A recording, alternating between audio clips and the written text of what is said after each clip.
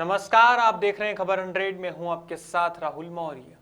आइए रुख करते हैं इस वक्त की बड़ी खबरों की ओर, लेकिन उससे पहले एक नजर हेडलाइंस पर। देवास के मेडिकल कॉलेज में 2021 का हुआ शुभारंभ। 24 दिसंबर तक खेला जाएगा खेल महोत्सव। सांस्कृतिक कार्यक्रम में विजेताओं को मिलेगा पुरस्कार। बीजेपी के प्रशिक्षण शिविर का हुआ समापन। 15 बिंदुओं पर कार्यकर्ताओं को दिया गया प्रशिक्षण। बीजेपी नेताओं ने कार्यकर्ताओं को दिए गुरु मंत्र। और देश भर में मनाया जाएगा गुड गवर्नेंस डे। प्रशासन की समस्याओं सहित जन समस्याओं का होगा निराकरण। मध्य प्रदेश के गृह मंत्री नरोत्तम मिश्रा ने दी जानकारी।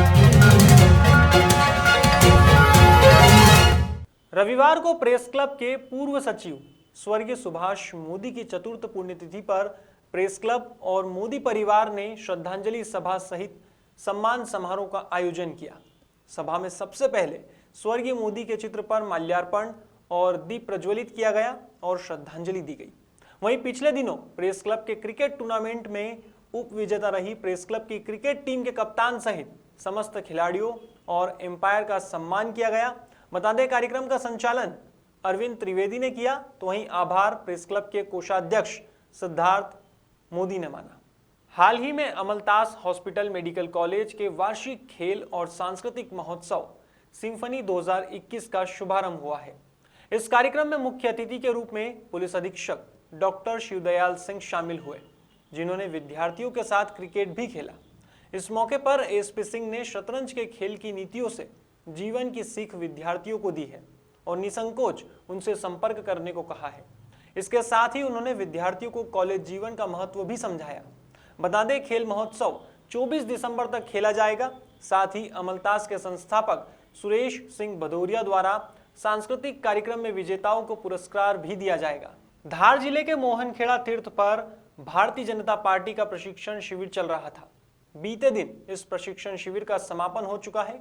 देखने में आया कि समापन के अवसर पर कार्यकर्ताओं को भाजपा प्रदेश संगठन महामंत्री सुहास भगत, कैबिनेट मंत्री राजवर्धन सिंह दत्तीगांव, सांसद छतर सिंह दरबार, भाजपा जिला संगठन के जिलाध्यक्ष राजीव यादव का मार्गदर्शन मिला। यहां संगठन महामंत्री सुहास भगत ने बताया, अपने उद्बोधन में उन्होंने कहा कि किसी भी प्रशिक्षण शिविर में हर एक कार्यकर्ताओं को कुछ नया प्राप्त करके जाना चाहिए। इससे वह सामाजिक और राजनीतिक क्षेत्रों में अपना बड़ा नाम कर सकता है। सभी वक्ताओं ने अपने अपने विषय रखे।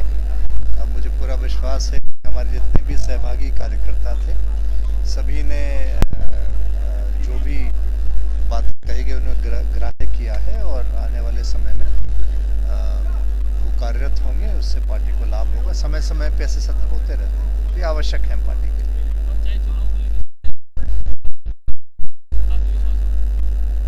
पूरा है। आपको कुछ शक है क्या? निश्चित तौर पे शिवराज सिंह जी के कार्यों से और मोदी जी के गए कार्यों से हमें लाभ हुआ है और पूरा कोरोना काल में जो सेवाई संगठन के भाव से हमारे संगठन ने कार्य किया है, जिलाध्यक्ष जी और तमाम मंडल के हमारे कार्यकर्ताओं ने, समय समय पर सांसद जी का, सभी का मार्गदर्शन मिलता रहता है और पूरी भाजपा एक है। हमें पूरा विश्वास है कि हम सभी जनपद जीतेंगे। भारतीय जनता पार्टी की परंपरा है। भारतीय जनता पार्टी की राष्ट्रीय कार्यकारिणी का भी प्रशिक्षण होता है और मध्य प्रदेश भारतीय जनता पार्टी प्रदेश कार्यकारिणी का भी प्रशिक्षण होता है। इसी कड़ी में अभी धार जिले का कार्यकारिणी का प्रशिक्षण हुआ 2 दिन का, जिसमें 15 सत्र थे और सभी वक्ता ने अपना अपना सत्र लिया और कार्यकर्ताओं ने उसे धैर्यपूर्वक सुना।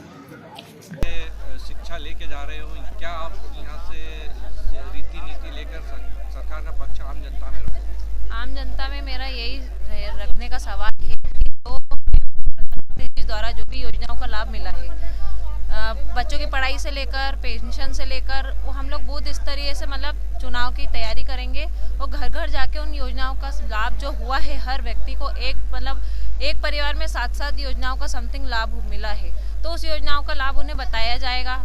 सोमवार को मध्य प्रदेश के गृह मंत्री नरोत्तम मिश्रा ने मीडिया से बात करते हुए गुड गवर्नेंस डे के बारे में जानकारी दी है।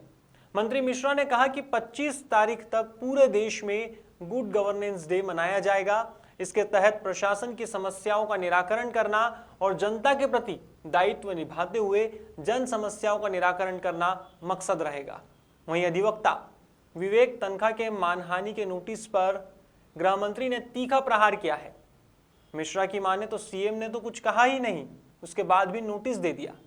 अपनी गलती छुपाने के लिए कांग्रेस अदालत तक गई और अदालत में गए तो विषय सामने आया, जबकि जनता की अदालत में आना चाहिए, लेकिन उन्हें पता था जनता के सामने नहीं जीत पाएंगे।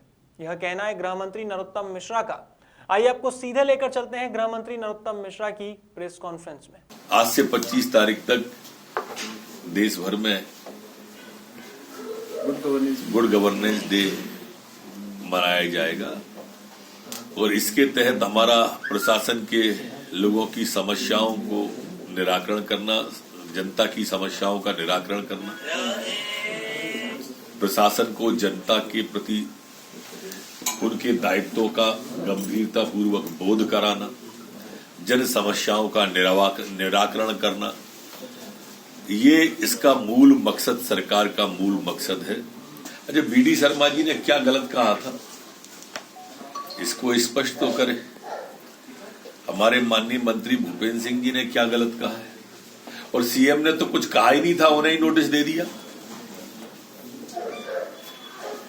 कुछ तो अभी अपनी गलती को छुपाने के लिए कर रहे हैं। भाई अदालत में आप ही गई थी ना, इसीलिए तो ये विषय आया। आपको चुनाव में जाना था, अदालत में चले गए। जनता की अदालत सबसे बड़ी अदालत होती है, जनता की अदालत में जाके जीत के आते हैं, पर कांग्रेस को मालूम है कि वो जीत सकती नहीं है, इसलिए अदालत गई। उज्जैन जिले के तराना नगर में मुख्य उतारा चौराहे पर हनुमान मंदिर में रविवार की रात को चोरों ने धावा बोला और दान पेटी से नकदी पर हाथ साफ कर दिया। सुबह होते ही यह खबर आग की तरह फैल गई। मंदिर के पुजारी का आरोप है कि चोरों ने मंदिर की दान पेटी से 10,000 रुपए नगद चुराए हैं। अब इस घटना की सूचना पुलिस को भी दी गई है, जिसके चलते पुलिस की टीम ने मुआयना किया है। प्रभारी संजय मंडलोई ने बताया कि मंदिर में चोरी की सूचना मिली थी। फिलहाल कुछ संदिग्ध लोगों को हिरासत में लेकर पूछताछ की गई है। ये उतारा हनुमान चौराहे पे है, बजरंग गणेश हनुमान मंदिर। यहाँ पर अभी सुबह सुबह के करीब ताले टूटने की खबर मालूम पड़ी और देखा तो ताले टूटे हुए थे। गले में 5-7 हज़ार रुपये की चिल्लर थी जो चोर द्वारा ले गई गई।